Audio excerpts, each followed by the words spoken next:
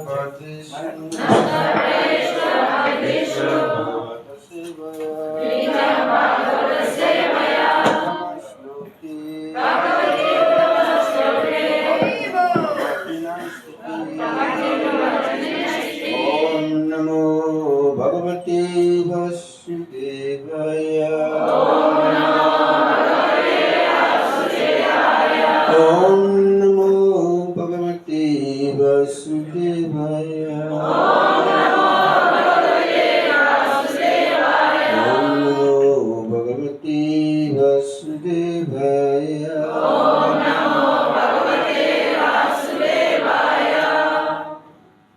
we're reading from Bhagavatam, first canto, second chapter, text number 7.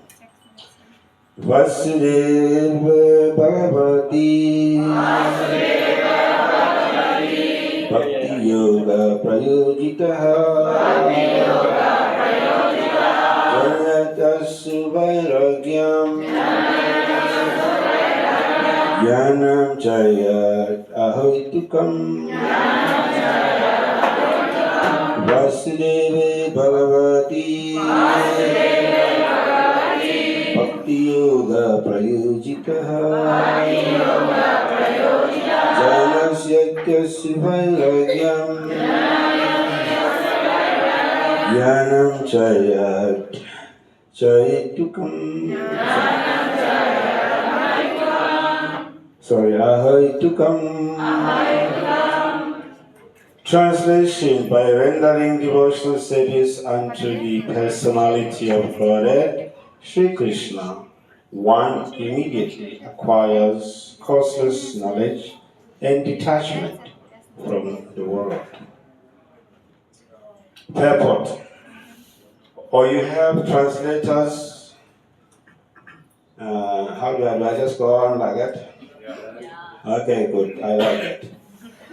Those who consider those purport by Sri Prabhupada, those who consider devotional service to the Supreme Lord Sri Krishna to be something like material emotional affairs may argue that in the revealed scriptures, sacrifice, charity, austerity, knowledge, mystic powers, and similar other processes of transcendental realization are recommended. According to them, bhakti or devotional service of the Lord is meant for those who cannot perform the high-grade activities. Generally, it is said that the bhakti cult is meant for the Sudras, Vaishyas, and less intelligent women class. But that is not the actual fact. The bhakti cult is the topmost of all transcendental activities, and therefore it is simultaneously sublime and easy. It is sublime for the pure devotees who are serious about getting in contact with the Supreme Lord. And it is easy for the neophytes who are just on the threshold of the house of Bhakti to achieve the contact of the Supreme Personality of Godhead. Sri Krishna is a great science, and it is open for all living beings, including Sudras, Vaishyas, women, and even those lower than the low-born Sudras. So what to speak of the high-class men like the qualified Brahmanas and the great self-realized kings? The other high-grade activities designated as sacrifice, charity, austerity, etc. are all corollary factors following the pure and scientific bhakti cult. The principles of knowledge and detachment are two important factors on the path of transcendental realization. The whole spiritual process leads to perfect knowledge of everything material and spiritual. And the results of such perfect knowledge are that one becomes detached from material affection and becomes attached to spiritual activities. Becoming detached from material things does not mean becoming inert altogether, as men with a poor fund of knowledge think. Naishkarma means that will produce good or bad effects. Negation does not mean negation of the positive. Negation of the negation of the non-essentials does not mean negation of the essentials. Similarly, detachment from material forms does not mean nullifying the positive form. The Bhakti cult meant for realization of the positive form. The Bhakti cult is meant for realization of the positive form. When the positive form is realized, the negative forms are automatically eliminated. Therefore, with the development of the Bhakti cult, with the application of positive service to the positive form, one naturally becomes detached from the inferior things, and he becomes attached to superior things. Similarly, the Bhakti cult, being the supermost occupation of the living being, lead him out of material sense enjoyment. That is the sign of a pure devotee. He is not a fool, nor is he engaged in inferior energies, nor does he have material values. This is not possible by dry reasoning. It actually happens by the grace of the Almighty. In conclusion, one who is a pure devotee has all other good qualities, namely knowledge, detachment, etc. But one who has only knowledge or detachment is not necessarily well acquainted with the principles of the Bhakti cult. Bhakti is the supermost occupation of the human being. That's the end of Srila Prabhupada's purport. Om Gyanatimirandasya Gyanajanashalakaya Chakshurunitam Yena Tasmai Shri Gurave Namaha. Jai Shri Krishna Chaitanya Prabhu Nityananda Shri Advaita Gadadhara Shivasadi Gaura Bhakta Vrinda. Hare Krishna, Krishna Krishna, Hare Hare, Hare Rama, Rama Rama, Hare Hare. This is a very famous verse in this book. Even the previous one also.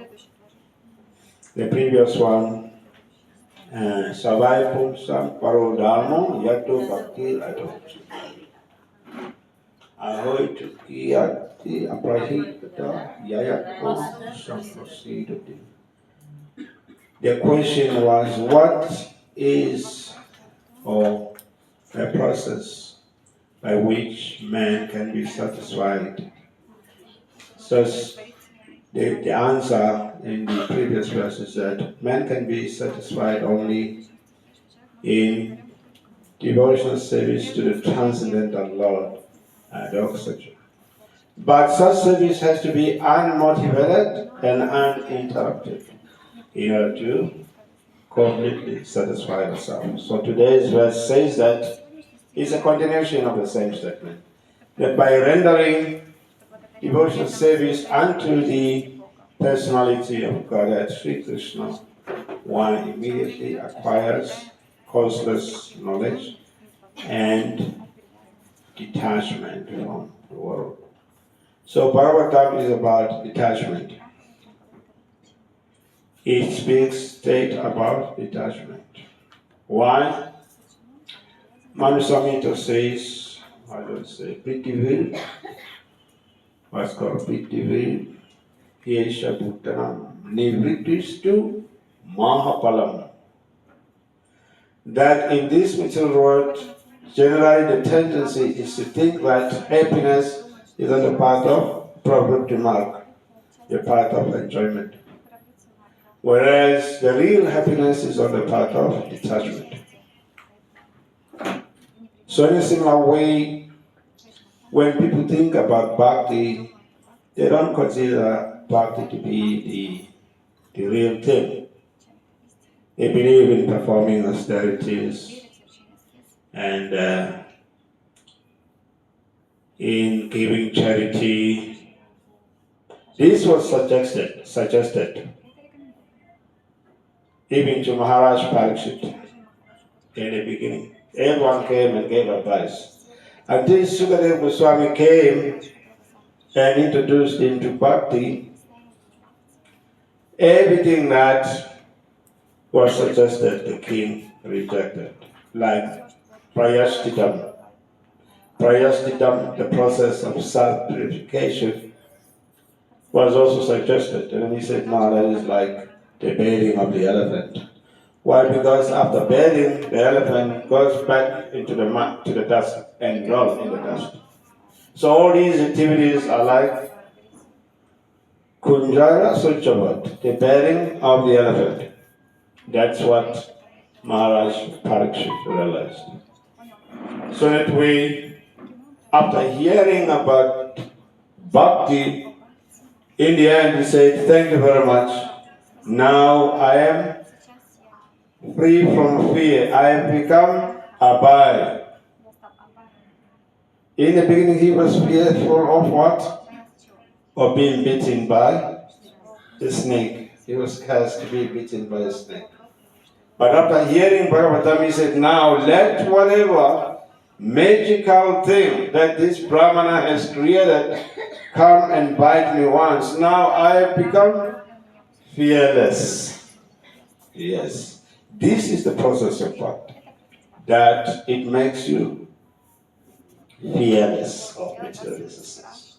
Let whatever happen, as long as I chant Hare Krishna, as long as I offer arti, I am fine.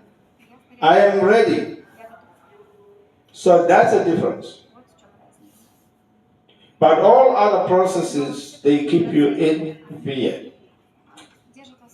So that is explained in the Bhaktivinoda Thakur explains that in one of his books about this prayashchitam. His Bhaktivinoda Vine is quoted there. Prayashchitam, the process of purifying oneself. So he explains that there are three ways of doing that. You can do prayashchitam through karma. You can do prayashchitam through the process of jnana. And you can do prayashchitam through bhakti. So those who do prayashchitam in karma, the example that is given is what is called Chandrayana. In India, know what is Chandrayana? Process of bhakti. Chandrayana is when you fast during the waning and the waxing of the moon.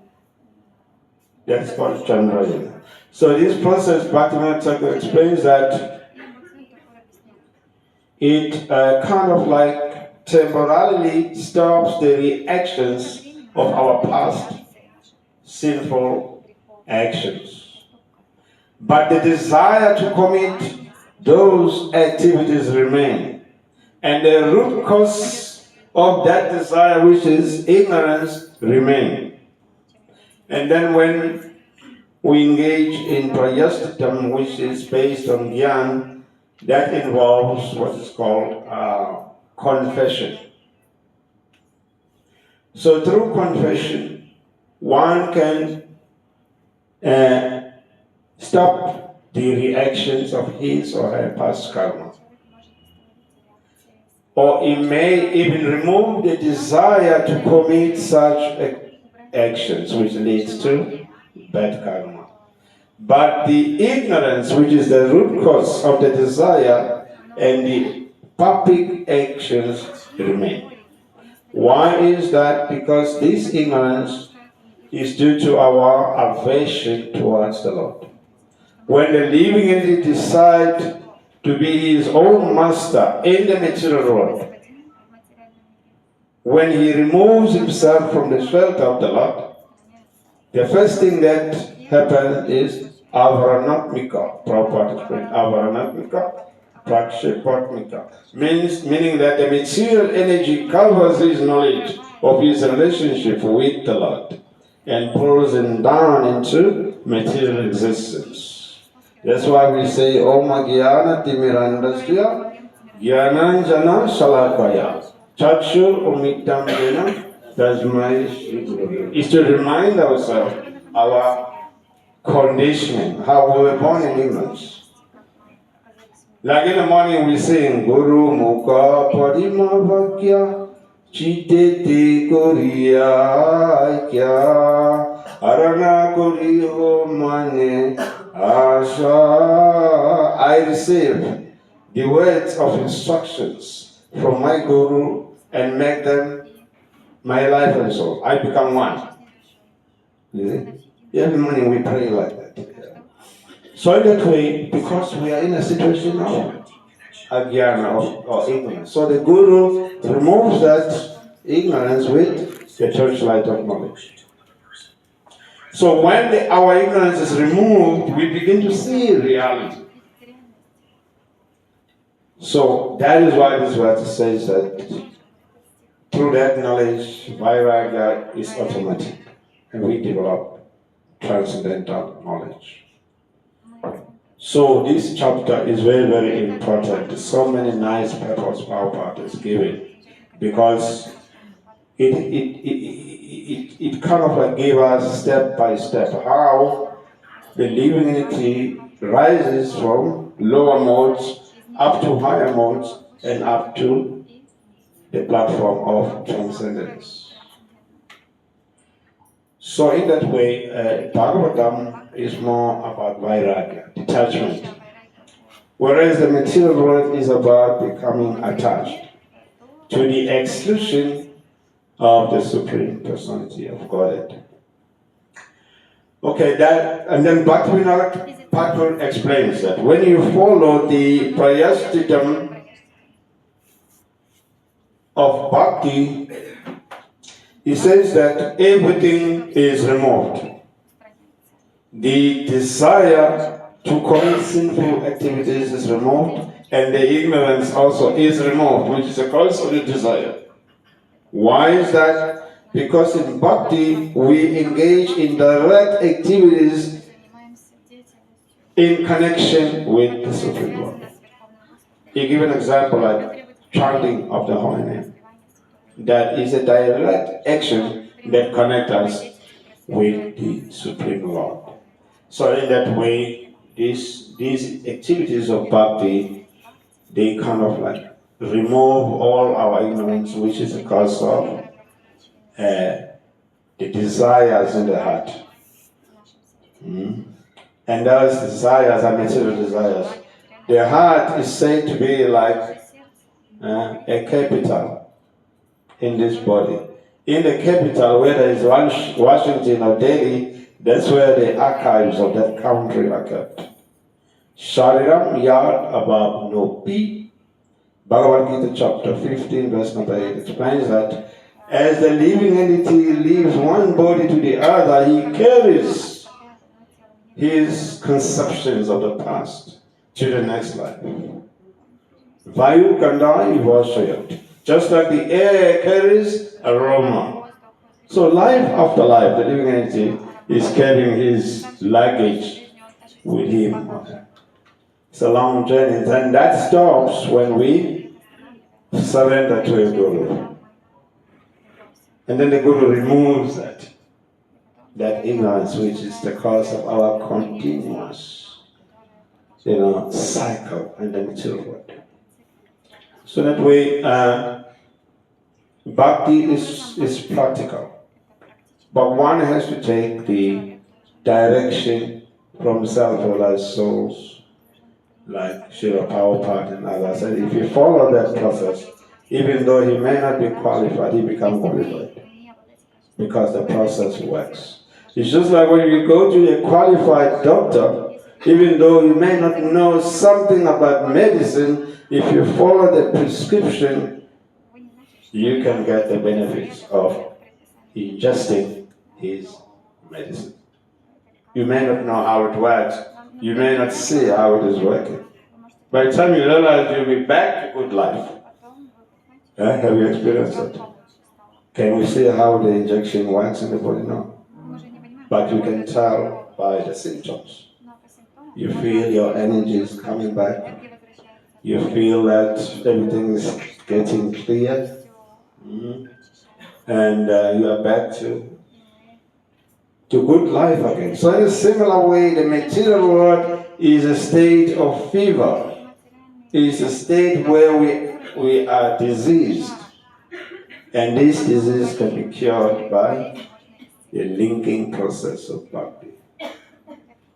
That's what Bhagavatam says. What is this verse? Anartha Pashamam Shatra Bhakti Yoga Advoksaji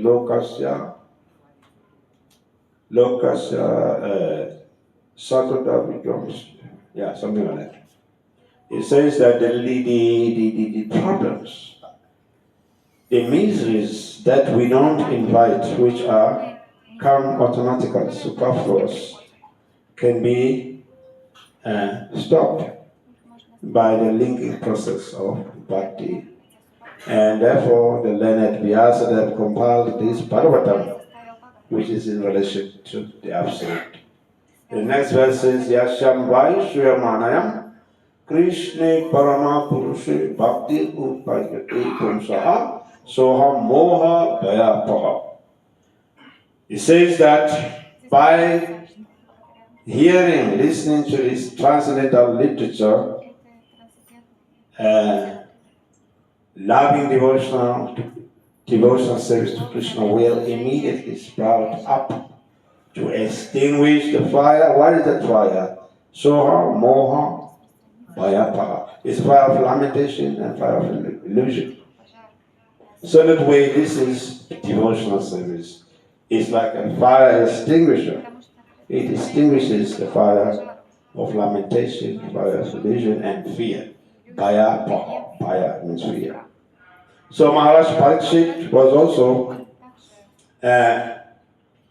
facing a very fearful situation. But by receiving devotional service of bhakti, or hearing about bhakti from Sukadeva Swami in the end, he said, now I have become fearless. Let whatever magical thing that this Brahmana has created come and bite me. At once, I'm ready. So that's how bhakti extinguishes the fire of fear, the fire of lamentation, and the fire of illusion. So we will stop here and see if you have questions.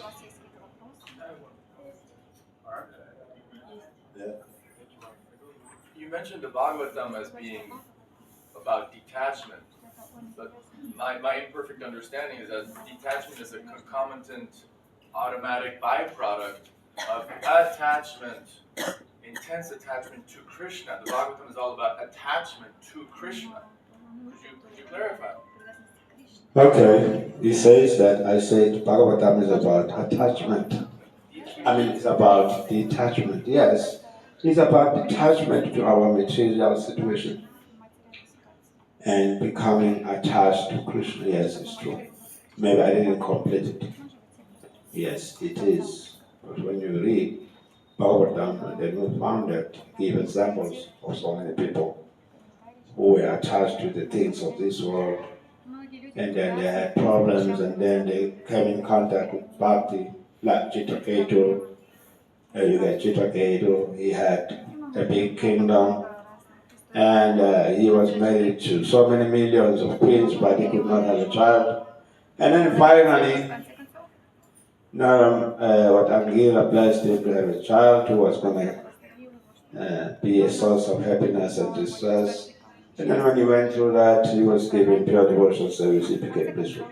So we got, that is that also becoming detached to our material situation and becoming attached to Krishna. Yes, I didn't really put it completely. Yes, it's true. It's not just about detachment, but it's about being detached to the things of this world and becoming attached to Krishna. Any other question or comment? Yes, Prabhu.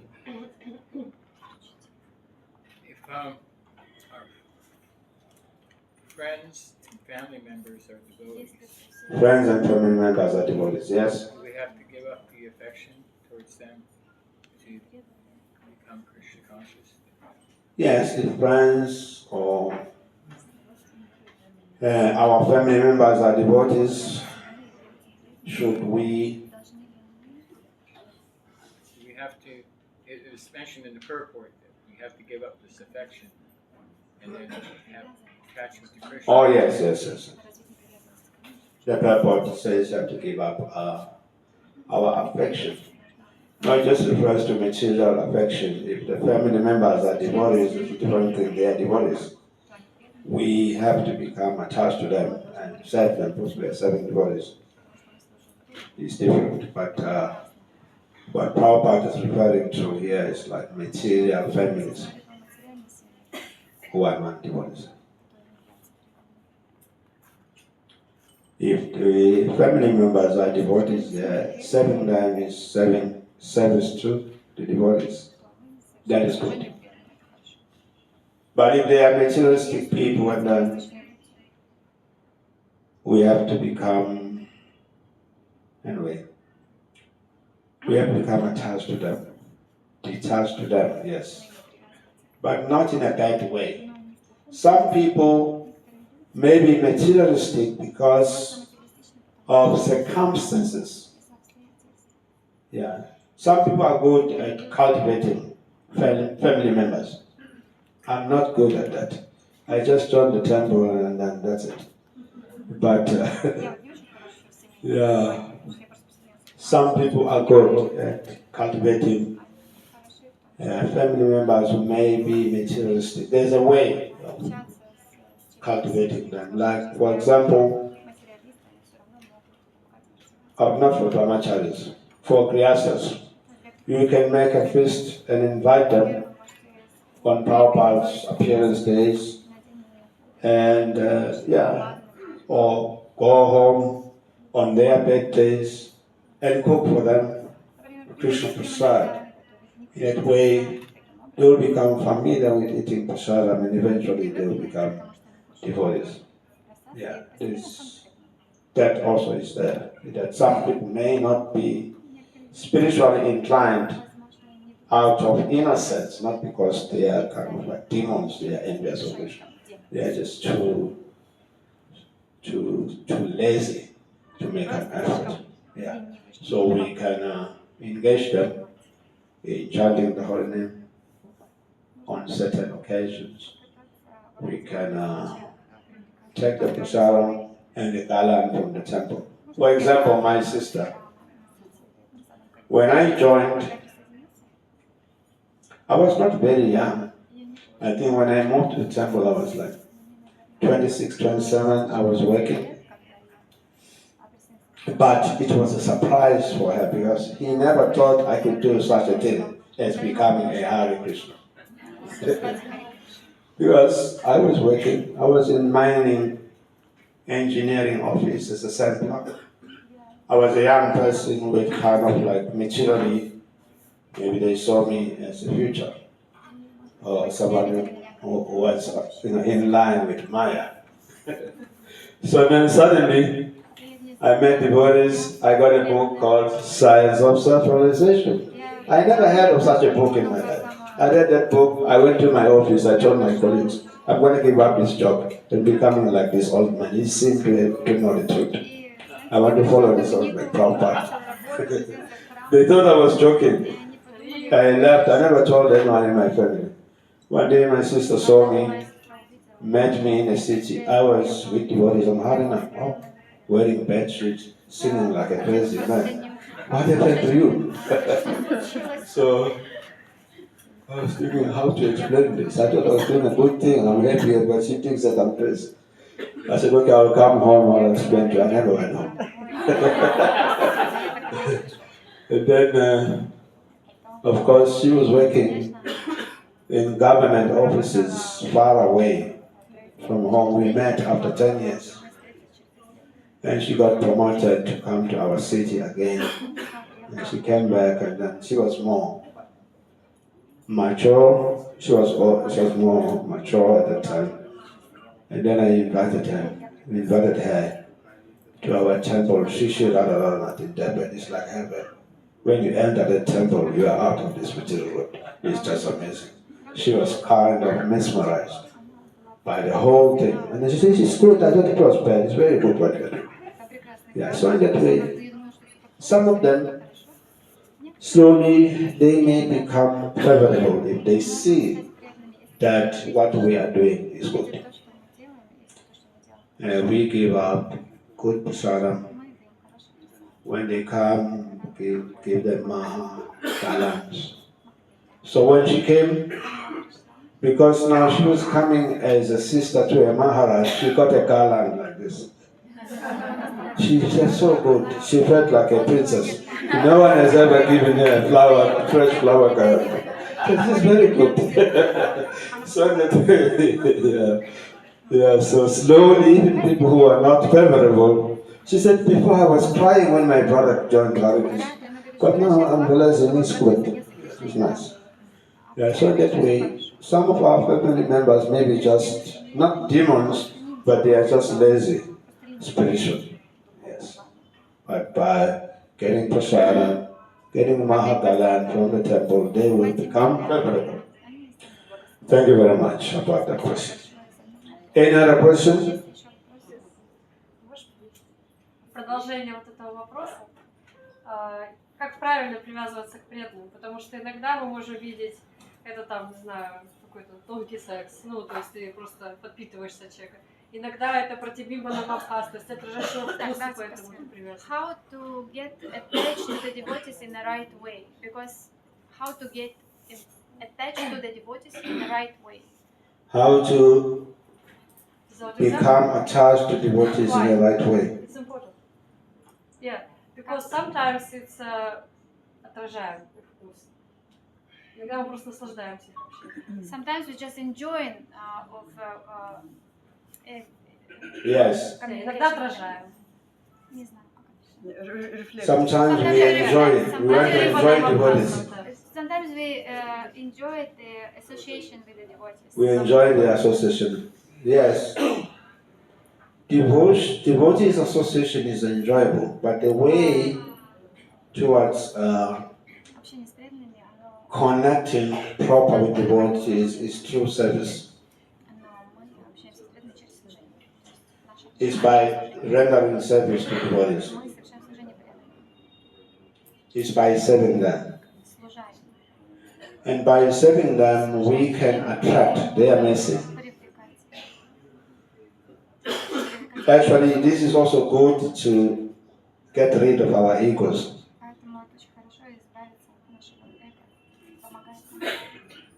Because if you are in bodily concept, you are concerned about your eating, sleeping, and all that. It's very difficult to serve other people.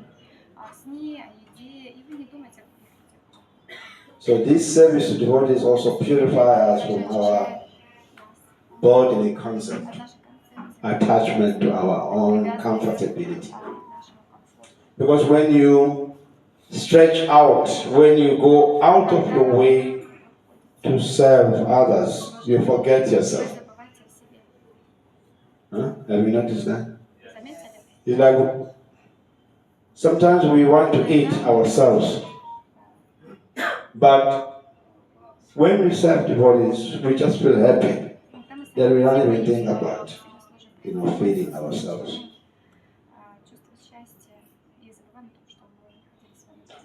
I was a servant for many gurus for many years when I was a brahmachari. It's a very difficult service. Sometimes it can be 24 hours. You can be up in the morning, you have to be there for Mangalati. And then after Mangalati, you go and clean the rooms, you prepare things. There's no time for your own eating. There's no time for anything. You just get absorbed. And then when these devotees are meeting people at night, you can be there up to 12 o'clock. There's no time for your sleeping. But in the morning, you should be the first person to be up. For example, when you were serving a sannyasi or a guru and I joined, in the morning as a servant, you had to go to the room where he's staying. If he's not awake, and then you sing kirtan in front of the door, Hare Krishna, Krishna Krishna, Hare Hare, Hare Rama, Rama Rama, Hare Hare. Even if he's sleeping, you will hear your kirtan, and then, oh, my servant is waking me up. You don't knock at the door. You just sing the Mahamantra, and then he will hear. And then he will get up, turn on the light. When he turns on the light, you will know now he is up. He is up. If the light is not on, you keep on singing until you see the light on, and then you stop. And then you wait. So that takes humility. Nowadays, servants, they can't do it. There is one club called the Rotary Club. They do a lot of service to men and women. So they have one slogan that it says, service above self. Service above self. So that qualifies you to be a Rotary member. But unless if you rise above yourself, you can't really serve others. So that way, in old days, to be a servant was not easy. You had to forget your sleep, your eating, everything. You were the last person to sleep. So when this guru that you are serving is going to sleep, you wait there, he goes into the blanket, you come and massage his feet until he falls asleep. And then he will say, okay, now you can go. And then you go. If he didn't ask you to go and eat, you don't eat. You can fast. He will tell you, go and take prasadam. In the good old days. So it was difficult to be brahmacharis. So those brahmacharis who did that service, they got really fried. They ran straight to household life. Yeah, just can't do it. As long as I'm a brahmachari, I may be asked to say sannyasis again. They quit. So in that way, I'm not saying that sannyas should come back. I'm just giving an example of how difficult it is, how difficult it was. But those who tolerated, they survived. But it helps you to rise above yourself and be more for others. Okay, thank you very much. Hare Krishna, Krishna Krishna, Hare Hare. Hare Rama, Rama Rama, Hare Hare. Shri Prabhupada ki, Narasimha Bhagavatam ki.